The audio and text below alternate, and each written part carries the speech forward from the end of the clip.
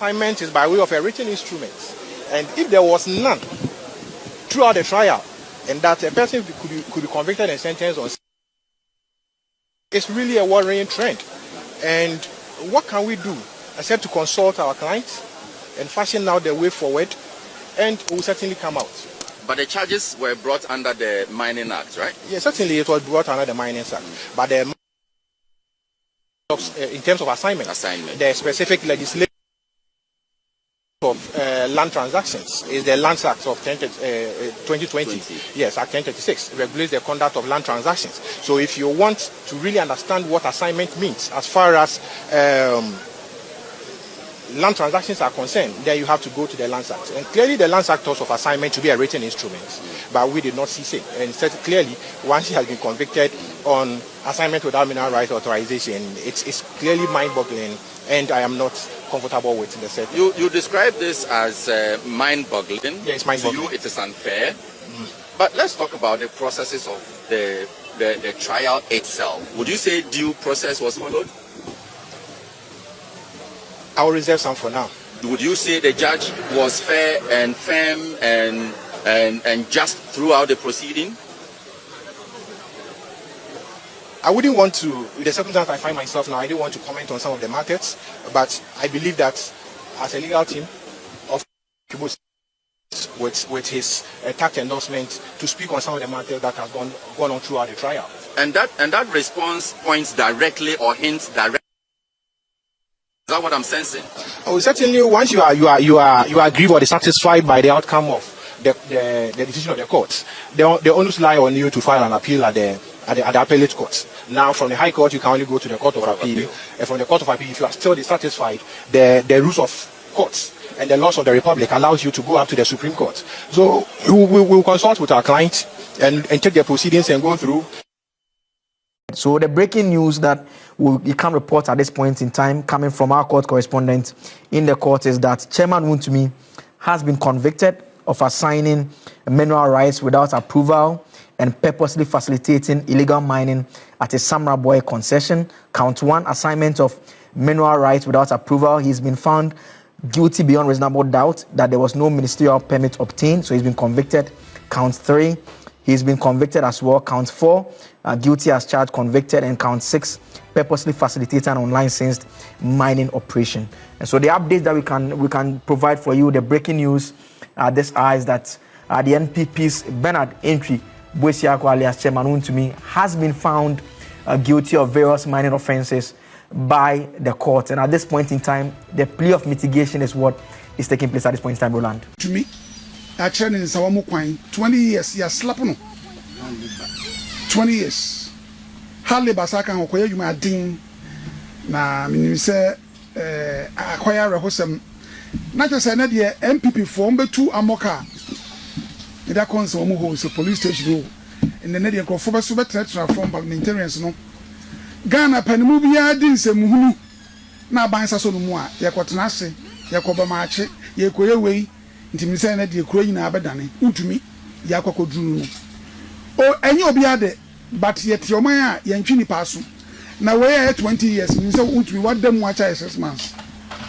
What them watch 6 months? I got 15 years, or them 9 months. The way Adam watch 6 months, Wontumi Saba.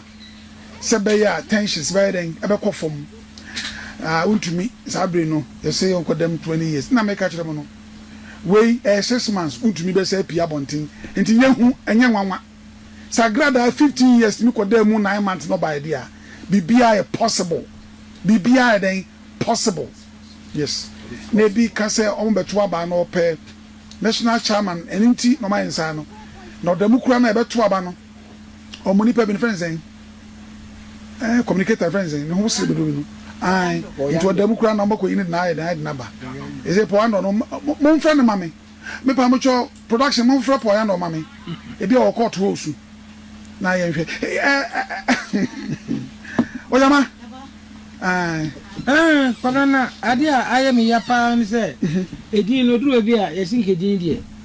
A boy, Say, Sir Wontumi. oh so motimi ni sana ashime kakra did you pay the Benghazi na wutumi no so ye na hotedin chese nka eboa first ye kasa nyina da bia wuntumi na say ya na de motimi no na ase na hoden akofom sana bia ma adwen aye me so they shall say me catch us a krama ya dompe etua na no no hu se dompe tua krama afofra no wonsum no okogye no so aka ho ebi na ye wuntumi no last me try fidie so Wontumi akasesem was too much. Political party like NPP, regional chairman. Hwe Wontumi na he ba ko so fence yin. Abronye, weru mienu. On kasem ya nkyere Wontumi. Ba ye dru ba bi na Wontumi fe na wa calm down. Ye beto obaye yi. Ne ma Wontumi ye na anu wodi.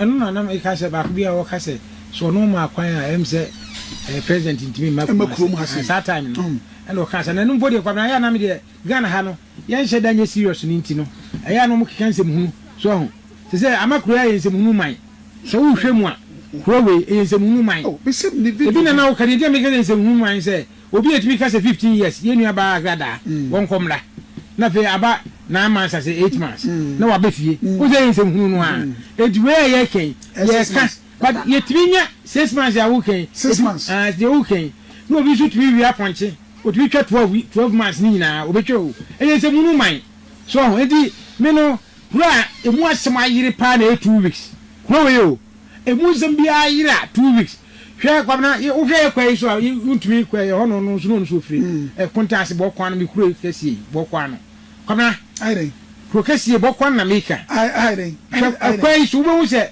omu di katapira ni yi kai nyina be sakwan me kase kuro no sen komo sem hunu man masi akrado do kra nye na bokwan no ka mo ko tira kire ho bokwan said boy I say me call me bro na Wontumi na me kan school ho se obi animal de ni ade literacy ne one of the greatest diseases we has I don't know so animal de but o for so ho na omo no hye nyina so ya benfo Wontumi ka se e kura ho ho sa hwede no wasan enso be kam ye se skan nyina so panifo no ho le kodi ye obanya bi atoka asi fie bi atram enti no yo okay but do na kodi panifo Wontumi nka because ye jana obakasa enti e fa no nkotum akire din ye be ka akire se masa wo de ko we acha assessment 1 year ye ba be you dey say ampaso on be appeal ni abayi no akire din eticha Wontumi serve 20 years each by a concurrent into okwabom that's the count one dey mete dey okire na say ya ye charge na say wama enipa mienu bi to me yes which is Henry Okum any Michael Jedu ayisi yes say omunkonko tugalam say e wono no concession so yes say we forest reserve yes forest reserve it's in the first place only license Debbie. it's a license to count one ankasa yes so first of all count 4 na dey abo no yeah you have no license to operate in the first place and count 1 just say who need right what's that be mobi yes so go tugalam say I want to assure him and all of you that Akonta Mining is not engaged in any illegal mining anywhere in Ghana as we speak. Further, I was officially on the 6th October 2025 and you charge Wontumi and Akonta Mining and another co-director Mr. Entry officially charge you with several counts. I think it's about 6 counts concerning illegal mining activities via Ekoso Summer Boy. Activities via Ekoso officially confirmed. See, I'm going to say, yeah, Jelly Chama Wontumi 20 years in prison with hard labor. Hard labor can 20 years in prison. No sanko ye duma ding and come. And since you are yasa fine Chama Wontumi 10,000 penalty units each for 2 counts now. A year judge Edina so Edidia 7. I was charges out of the 6 charges near the ball a year Chama Wontumi no. Emutu ena a year officially asteki judge Edina so Edika 7 Edidia 7 Ediama Chama Wontumi say on konkucha 20 years each. I was each enko ebe concurrent 7. Judge say a concurrent 7. Justice Audrey Kokuvi Tay judge as more can say a concurrent 7s. It's Chama Wontumi serve 20 years each by a concurrent into okwabom 20 years onkonkocha na onye dwumaden emfa moa Ghana Oria, each count to be a 10,000 penalty unit. I was at 10,000. One penalty unit is about 12 cities. It's what times here and now we're catching.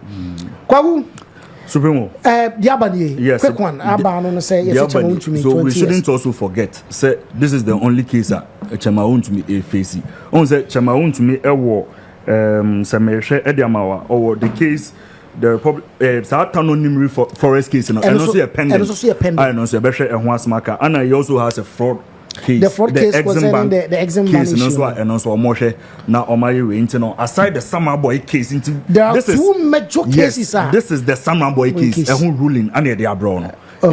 Yes, also two other cases Chema Wontumi and so quarter Odi a Hong Kong. When you said the Exim Bank at the end of the day, quarter share, so near Attorney General and Cotanase, no one share how for what we know, you say as at now, Omun conclude Bibia. Okay. Omun conclude Bibia. But it will also interest your viewers, so Mubon say, Enra, Anna, letter, every Zoe Achia and Co. And so at the core, yes, at Comma Justice, say, you are touching a Tian and Echikakra, in Tiamia Wednesday, and an uncle, the case here, you're breaking closing, yes. But to take justice, I was saying, no, it should have been communicated to her way earlier. And yet, they are maybe my judgments and then, communicate to Mentino, not Oya Honshia. Internal now is a breaking news about charges na the board Chema Wontumi no. I don't know if I know say you about to so I'm more ready. But many best deal door to door shipping ho adansi enfamam. Best deal door to door shipping. You never free UK at the back Ghana. From UK to Ghana. Now what you say the near dean the best no is because open the most reliable door to door service with UK are. I was say best deal door to door shipping. Anywhere in UK, I will just give us a call. Frey, na catch say, oh, best deal for me. Waha, me person me family near manu. Na mo de call Ghana, mami. Yesu be busa say Ghana he fa na pese de call. Ye ba be fa na ba bia pese de call de call. Obi on was me pe containers, me pe boxes, am lodu me near magum. You provide all those service. Ye ba ya be fa wo near manu. Be bia Ghana pese de call de call. Ebi nyira, ebi nsei, ebi obi on ma door to door be ba na near nyira bubu asai. We don't do that. Date be show say ba be do so no. Pepe, won't say na abedru. Your free best deal door to door shipping and services. Obi on so near daji, and that's what be di Ghana. But products we UK and one in region. Obi op say ya na shipping, ya shopping no. Obi on mo ko di US, but op say Tony man we UK near the Ghana man. Obi say just pick us there, pick up the phone, call us and let's talk. You must sort you. You go kwa shopping no near the job bia no abro e wo Ghana. For numbers no. Frey, now near one common, Frey, near income. By support them, count one, charge Chema Wontumi as the owner. Yes. And controlling director of a mining company. He's one of the two directors. But they were controlling. Yes. So Obekaya, Chema Wontumi, time he was arrested, no.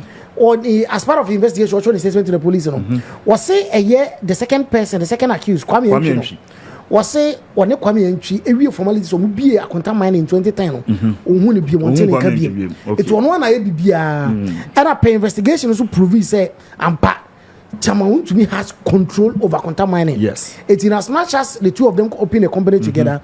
Kwame Enchi is nowhere to be found since 2010. If the charges are it predates and I say a predate 2010 the because oh he's involved, but this is after 2010. It's I was say the control in Chema Wontumi. International account one de me de oche na see ya. Ye charge na say one ma enipa mienu bi to me. Yes, which is Henry Okum aha. Ene Michael Jedu Ayisi. Yes. Say omunkonko to galam say e wono no concession so. Yes. But Chema Wontumi so in his defense. E kire court say one kan jo Henry so omunkonko to galam say. Okay. O say o de mo say one omunkonko land reclamation. Say sasase say ya omuko reclamation omuko fele na whatever the right thing to do. Yeah. Was so we was had the mo say omundua board there was so. What I say? Was it say some plantain the baby no so omuko bia was so. He didn't give it to them say omunkonko galam say. But unfortunately no he has no idea how omuso on the mom to galam say. But judge Tanaso was say he's wrong. In the first place, you have no right. You don't even have right being there in the first place. Okay. Because why a reserved? Yeah. and I was a new audacity to be mobi. And the minister on some mouse to me for the it's the count one. And count two no so not count two no so all about to say yet the same charges near the ball Kwame. Yes. Who is nowhere to be found since 2010. Okay. And account three no so this our offense and about a contaminating. Okay.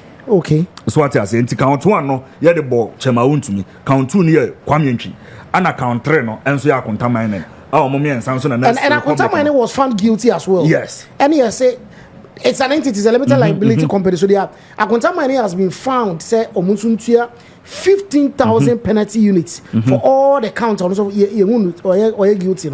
15,000 penalty units for each count we are guilty. Interestingly, Justice Square all reading the judgment in the ruling no.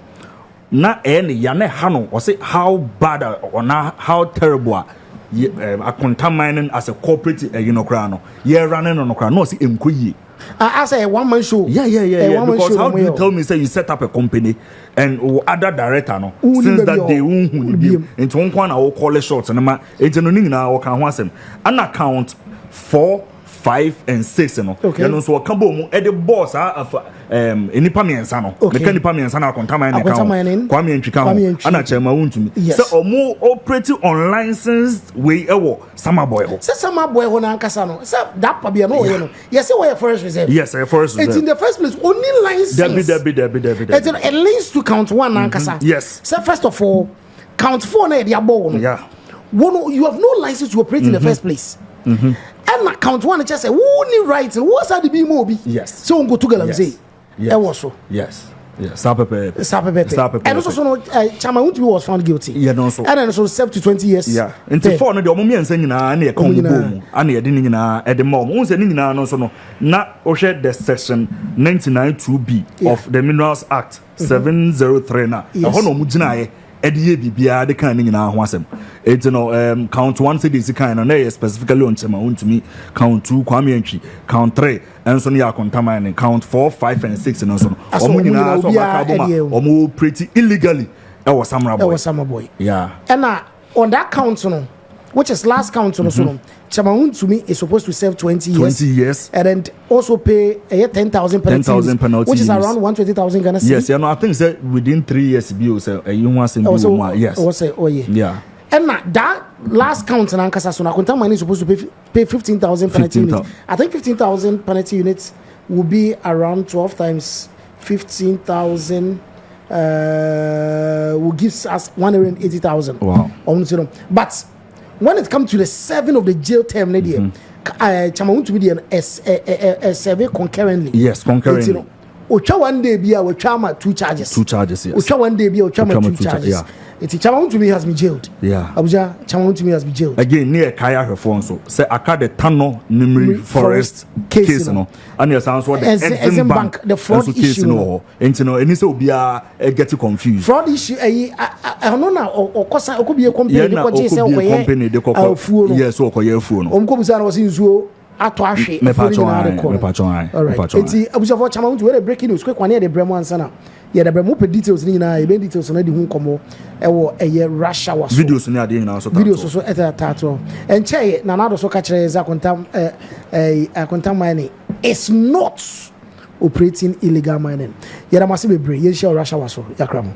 Zalvi Construction and Services. Zalvi Construction and Services. Services BM Swa. Obetimi akọ omo website so www.zionviewconstruction.com.